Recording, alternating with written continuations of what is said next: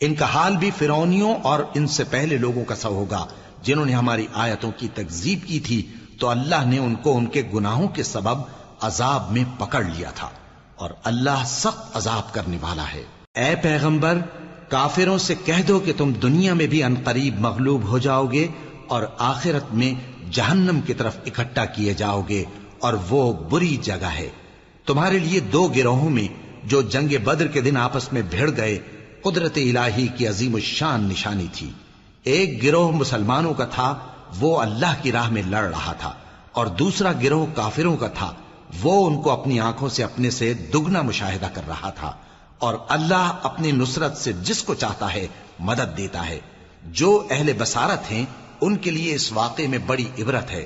لوگوں کو ان کی خواہشوں کی چیزیں یعنی عورتیں اور بیٹے اور سونے اور چاندی کے بڑے بڑے ڈھیر اور نشان لگے ہوئے گھوڑے اور مویشی اور کھیتی بڑی زینت دار معلوم ہوتی ہیں، مگر یہ سب دنیا ہی کی زندگی کے سامان ہیں، اور اللہ کے پاس بہت اچھا ٹھکانہ ہے۔ اے پیغمبر، ان سے کہو کہ بھلا میں تم کو ایسی چیز بتاؤں جو ان چیزوں سے کہیں اچھی ہو؟